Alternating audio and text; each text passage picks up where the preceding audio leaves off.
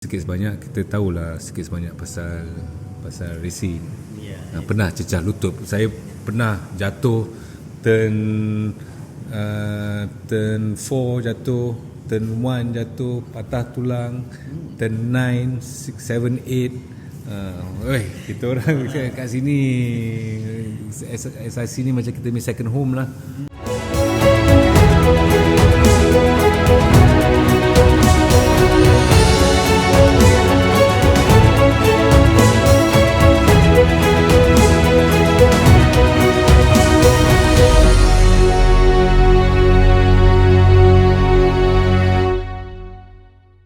Assalamualaikum warahmatullahi wabarakatuh kepada semua yang menonton, dan seperti yang dijanjikan, kita kali ini berkesempatan bertemu dengan Datuk Azlan Ghazali, Principal RMM Pengantin. So terima kasih banyak Datuk kerana kematangan tahu sibuk Malaysia TV sibuk sangat, tapi ada juga masa kami dengan semuanya. Sama-sama. So Datuk, macam mana perkembangan hari ini dengan cuaca agak panas sangat, tidak nak hujan, macam mana? Itulah kita harap, of course lah, bagi rider kita, bagi jentera Aprilia, kita harapkan cuaca hujan, tapi hari ni tak begitu, dan malangnya kita tak dapat masuk ke Q2. Raul Fernandez ada satu sektor tu dia nyaris nak dapat good position, tapi dia jatuh dekat turn 9. Dan Miguel juga struggle sikit. So besoklah kita tengok jika kita boleh daripada Q1 kita boleh pergi Q2 ataupun tidak. Kita tengok Raul sekarang mungkin bagus berjalan selepas pada semester kedua dia dah mula fight atau Q2, bukan lagi baik selepas nanti dulu. Betul. Macam ni apa kunci utama Nombor satu, Raul satu pelumba, dia muda lagi, dan dia tahun lepas dia memang pengalaman yang tak begitu baik untuk dia, dan kita tahu yang masa dia 1 tahun di Moto2, Moto2 dia dapat vice champion. Jadi kita tahu dia punya potensi dia. Daripada dulu pun saya nak ambil dia masa tangkap Yamaha, so sampai bergaduh dengan KTM masa tu, kita pun nak ambil dia. Jadi bila kita dapat dia masih lagi berpegang pada bad habit dengan KTM dia tahun lepas. Dan apa yang kita dapat tahu ialah dia sedikit sebenarnya tak belajar apa-apa pun daripada KTM. Dia tak tahu macam mana nak guna electronics, dia tak tahu tire compound apa nak guna. Jadi dia lebih kurang macam rookies lah. Dan juga sebab dia betul-betul ambitious, dia nak sangat buat yang terbaik, kadang-kadang dia override the bike, jatuh. Jadi dia memang kita berusaha untuk developkan dia dengan cara yang betul, dan alhamdulillah lah selepasnya cuti 5 minggu nampak improvement daripada dia dari segi mental, dari segi approach dan sebagainya. So insyaAllah lah balance 3 pusingan ni yang akan buat terbaik. Kita kali ini lebih kepada luaran daripada MotoGP dan team, so hari ini kita punya bola dengan Datuk ni lebih dalam tentang perkara yang kurang kita nampak, kurang kita tahu, kebanyakannya dengar saja. Sebelum kita terus sedalam-dalamnya, luaran dulu tentang Datuk sendiri. Datuk involve dalam motorsport ni dari mana, bila dan macam mana? Mungkin pada mulanya kita sebagai lelaki, kita memang ada kataannya DNA untuk suka naik motor. Tapi saya start lambat sebab arwah ayah bapa saya tak benarkan saya naik motor. Tapi bila saya berkahwin barulah dapat beli motor. Tapi motor pertama saya ialah sebenarnya Harley Davidson.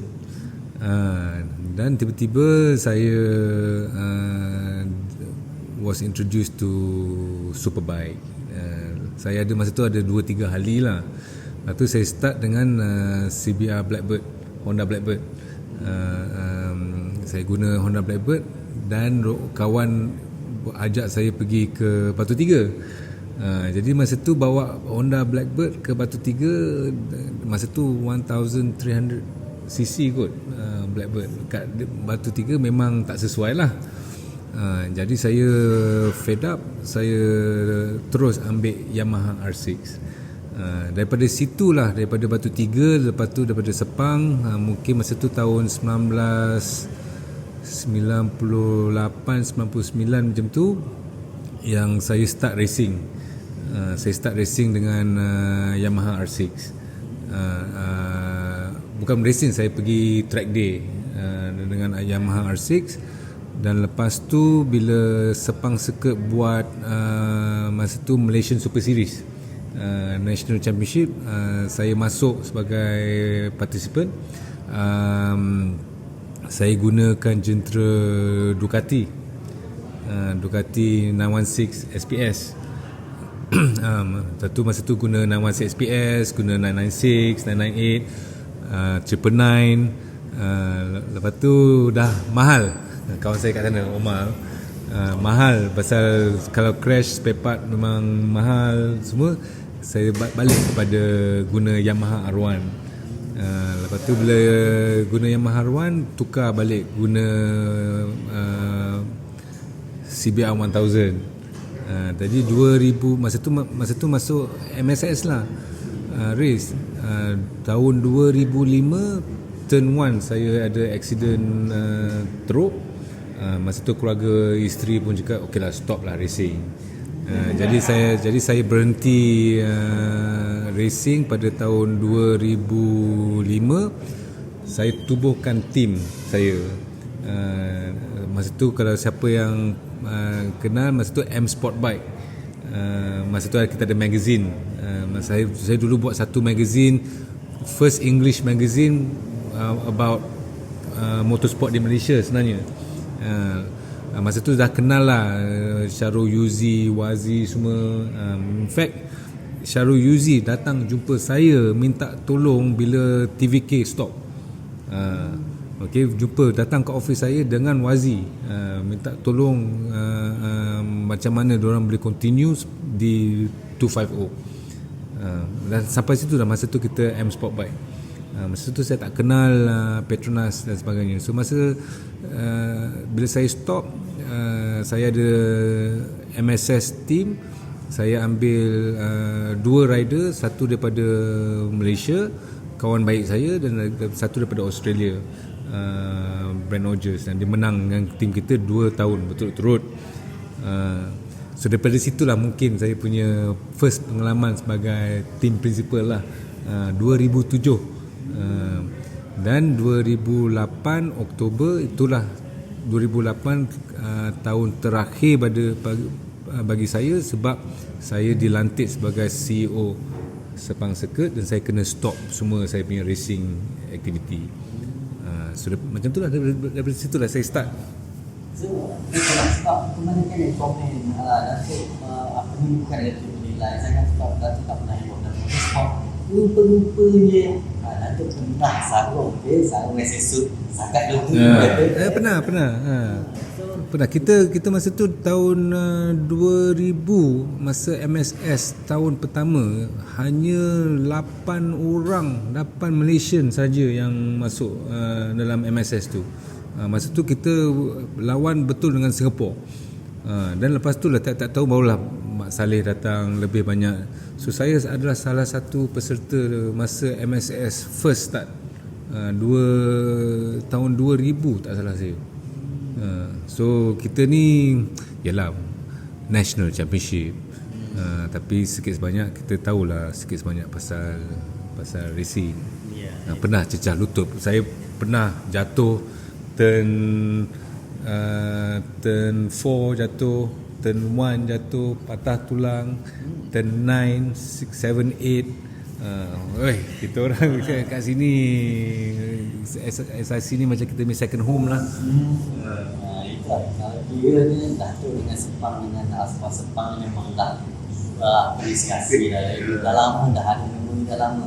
Mungkin yang kata Datuk tak tahu pasal racing itu semua tu, itu mungkin anak-anak baru, baby manager tu, newbie ataupun yang tak mengikuti perkembangan semasa nasional dalam negara kita. Jadi kalau kita bicara tentang perkembangan untuk sport Malaysia sendiri, kan Datuk masuk macam kurang involvement tersendiri. Jadi apa yang menjadikan dia begitu suram yang dah alami pada masa itu? Oh, masa tu macam saya cakap tadi, masa tu kita hanya ada lihat Petronas TVK, tak salah saya, Syarul Yuzi. Lepas tu dalam masa yang sama World Superbike, Petronas masuk World Superbike kan dengan FP1. Tapi selepas tu dah tak ada apa-apa dah.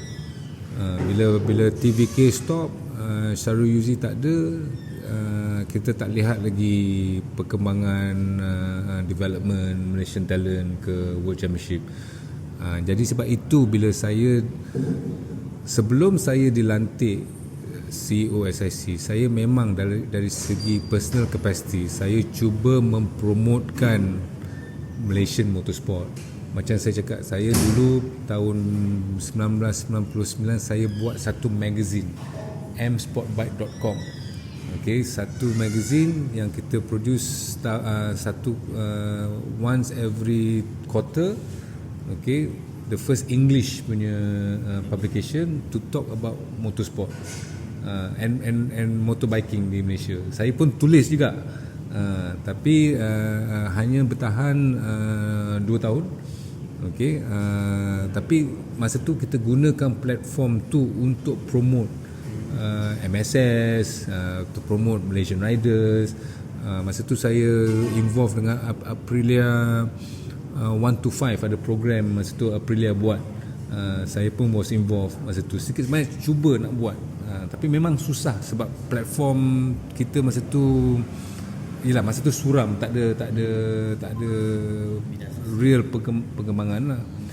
Jadi bila saya masuk SIC, saya gunakan kesempatan sebagai CEO untuk buat yang lebih. Saya gunakan position SIC untuk promotekan Malaysian motorsport lagi bagus, sebab kita ada Malaysia MotoGP.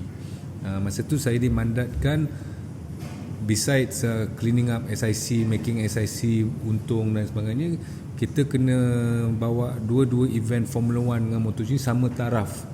Dari segi kejayaan, dari segi sukses. Masa tu F1 number 1 lah. MotoGP kalau masa 2008 masa tu memang down. Kalau grandstand pun hanya 25,000 orang, 30,000 orang. Jadi yang formula yang saya buat ialah paling senang, iaitu create local hero. Dan pada masa yang sama 2009 Masa tu saya pernah bekerja sama dengan Ron Hawk, dengan TW Imam. Mungkin ramai orang tak tahu. Masa saya masuk tahun pertama di SIC, saya dengan Ron Hawk together dengan MAM masa tu, Mia Sharizman yang pegawai eksekutif masa tu, kita buat satu search for wildcard, menggunakan Ron Hawk